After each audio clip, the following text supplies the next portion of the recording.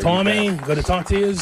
The Bears and New England, I know you still got your tentacles up there in the New England area, okay? What is going on with the Patriots? Go ahead, give me a few minutes on that. They stink. All right, take a break. Back with more in a moment here on ESPN 1000. Back after this. That's as succinct as I can be. They got a bad roster. They don't play well. They got a young quarterback. Look, I don't take anybody for granted in the league. Anybody can beat anybody. Opening day of the season, they went to Cincinnati, I think, and beat the Bengals. So I take them seriously, but, this is the salve that eases all of the, all the itchy and scratchy reaction that you have to losing that game in Arizona. I thought that game, at least for me personally, that one stung more than the Washington game because of how they lost, and just the response wasn't what I was hoping for, what I was expecting. So that one stung me more than the one the week before. We asked Eberflus about the running game. You heard the conversation, Tommy. I was just befuddled that the Bears cannot run the football more or not stay with it more to just kind of dictate the pace. What am I missing with that? Well, Jonathan, seriously, the truth of the matter is they're 14th in the league in rushing attempts per game. So they're actually a lot more committed to running the football this year than I ever thought they would be, because statistically that isn't who Shane Waldron has been, and it was out of whack early in the season. But the 4 games prior to this past game, they were averaging 32 or 33 rushing attempts per game, and I think in this game they ran it for 23 times. But that puts them in the top half of the league in terms of rushing attempts. Their lack of success running the football is I think, the thing that stands out more to me. Now, I'm surprised, pleasantly, that they continue to run the ball and stay committed to running the ball in most cases, despite the fact that they're averaging less than 4 yards per carry. Because even if you're not successful running the ball, I think you do have to continue to keep a defense honest. But there's so many things wrong with what's going on offensively right now, and I think we kind of we're lunging for answers. Like I heard you, we played the Orlovsky tape yesterday as well, and I heard you guys play it.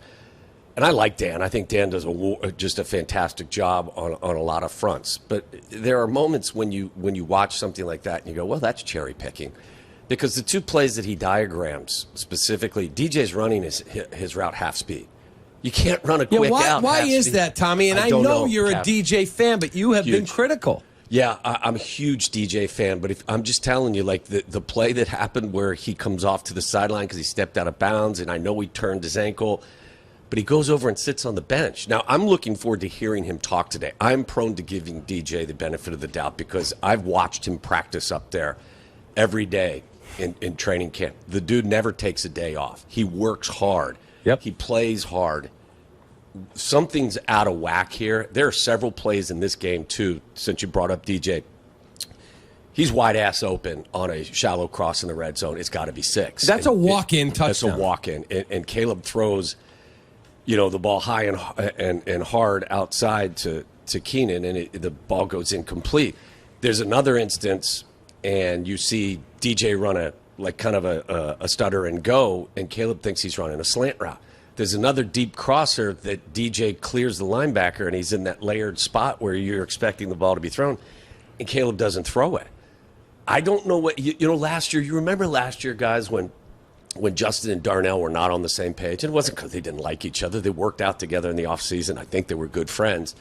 They couldn't find any rhythm. And I remember telling people at the end of the year, don't worry about Darnell Mooney. Wherever he lands his next stop, he's going to be just fine. He runs good routes. He's got good separation, little slightly built, but he runs well, and he'll be fine.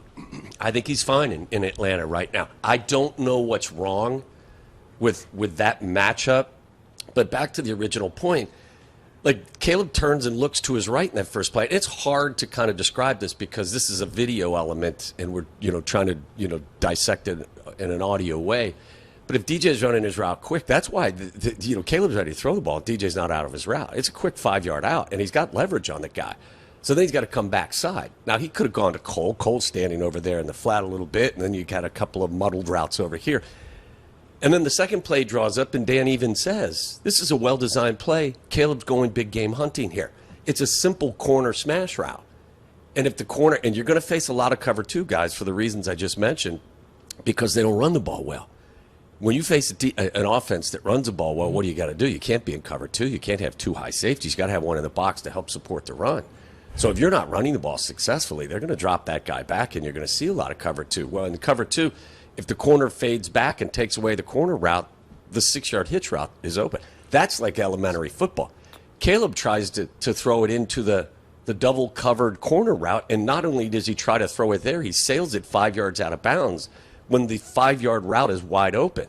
Like, I don't know what to tell you. I'm not sitting here telling you that Shane Waldron is reinventing the wheel, but he's the same guy that was designing stuff against the Panthers and the Jags, and we were really excited. Does he need to be better? Absolutely. But my biggest takeaway after watching that game film a second time was, and I'm a huge Caleb Williams fan, he ain't playing well. He didn't play well on Sunday. You also got to protect him better. That's A. Right. I mean, like, I think the biggest mistake they've made, Kap, and if we want to point the finger for an offense that ranks 28th or 29th, despite all the weapons they added in the first pick of the draft, like, if you thought you were going to go to the gate with this offensive line, even when it's healthy, and thought that was a good idea for the first pick of the draft, I just didn't think that was a good decision. Here, we got to go to states where we can be able to openly gamble. I'm in Austin, Texas. I got my parlay ready, and then no. Shut down. I'm like, what the hell? Tommy! Missouri approved it yesterday. It's coming to Mizzou. I saw that, but Tommy and I have this frustration. Yes. We forget when we go someplace. Some places we just can't hit send. You know what? It's probably for the best for me because I'm not good at this. It's sort of like a built-in firewall for me making another stupid bet. So, but you're right. I mean, I tried to put in I had a two-team teaser, and I tried to hit bet in this massive $10 bet that was going to pay $18.33, and it basically said, nope, not allowed to do that here. That's not right. It's not. Oh, man. Hoodie, Yes. the best is when Tommy and I were working together, 18, 17 years ago, you couldn't legally gamble. But I had a way. I had a guy. Sure. And so Tommy called me one day, put together this 7-leg parlay. He's 6-0. And he's got me on the phone from wherever he was because I had the Sunday ticket.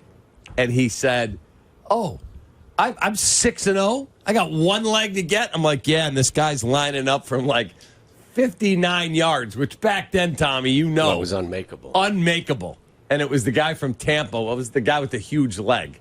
Mm-hmm. And as soon as it left his foot, I'm like, uh-oh. He just hung up. Remember? Vaguely. I don't remember what I had for lunch last week, Kap. It's not that I don't. It's this head doesn't work all the time. Oh, man. Well, I know that your eyes work, so Yeah. we want to ask you about, of all the film that you've seen from the Bears, would you say that Caleb's favorite target is Roma Dunze? Is that the most successful play that you've seen Williams to Dunze for the most part? It's my favorite target combo at this point. Mm-hmm. I think that right now, I said this yesterday, and he dropped a ball on a well-thrown corner route early in that game. He's got to make that catch on the sideline. So he's not infallible. He's not, perfect. But I think he's running his routes with the most amount of burst and the most amount of separation. I just think of the three guys that are out there, I think he has played the best so far, which is a touch surprising to me. But not because I didn't think he was a good player, because he was. I actually liked him better than Neighbors. We'll find out over the course of time who the better player will be 10 years down the road, but I would have drafted him over Neighbors. I just thought technically he was a better receiver than Neighbors. Neighbors more explosive with the ball in his hands, but I'm really happy with him. And I think that getting him the football more frequently will benefit this offense. I heard you guys talk yesterday. I think Shea was saying there's too many weapons. I understand the essence of his point, but I don't believe that is true. I don't think you can have too many weapons. I think the 49ers do just fine with what they have. Not to interrupt, I will say I phrased it improperly. Yeah. Too many weapons was not the right way. The issue for me is more, you brought Keenan Allen here to be a big part of this offense. Yeah. You're kind of force-feeding him, and he's just not productive, and it's eating away at Cole Kmet. That's an issue for me. And again, I like Cole a lot, but if you go back and look at the film, there are opportunities. The quarterback didn't throw him the ball. I don't think that after looking at that film yesterday, that they did a disservice to Cole Kmet because they didn't focus on it. I think Cole played probably 90-some% of the snaps, and there were moments where he could have received the football, and Caleb just didn't throw it to him.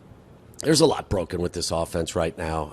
I'm not trying to sit here, and I heard what you said earlier, too, Shay, about Waldron. I'm not trying to tell you that he's an upper echelon coordinator.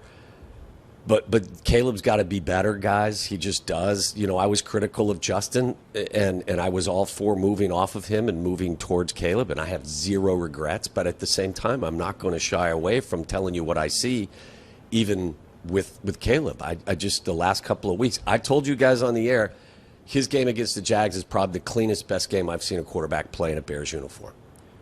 And what I saw yesterday, watching it again, it's not all his fault. There's drops in there. You could be more creative, but he's got to take what the defense is giving him, Jonathan. And he's trying to play hero ball. Yeah. And it looks like if you put the USC uniform on him, he'd gone back in time. That's right. You just can't do that at this level.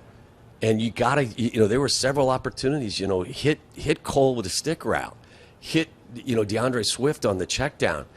And not only was he missing some of those, his accuracy's way off. I sent you guys a stat. I mean, Orlovsky also tweeted out that Caleb leads the league in off-target throws. Yep. So, again, you put it all into the mix, and, there's a lot wrong. But the best thing about this league, fellas, is you can always change the narrative the following week. So you got an opportunity. You get the Patriots, you get the Packers, and you get the Vikings all at home. If you want us to start talking more positively about you, win some games. Go out there and win all three. Tommy, we only have a few moments left, but as Hoodie so put it perfectly, yesterday was a massive day in this country. Huge. It was trade deadline day. And it was the first college football poll came out, That's right? correct. And Maction. Are you surprised Ryan Poles did nothing other than give away Khalil Herbert for a 7? No. And with that said, I am a firm believer that he was aggressively calling teams both to sell and to buy. But as I've also said, I trust him to be aggressive but not reckless, because I think that's been his MO. He's not perfect. He needs to wear some of what's going on right now. But I think he's always out there trying to upgrade his team. My question would be, did you try to sell Nate Davis and you just didn't have any takers? Or did you not sell because you may have to bump Matt Pryor out to tackle and play him again? So, not surprised. Initially, prior to, the injuries, I set the total at 1.5, and I took the over in terms of deals that would be made, but not horribly surprised by what was going on. My friend, as always, we appreciate your time every Wednesday. Love you guys. Have a great afternoon.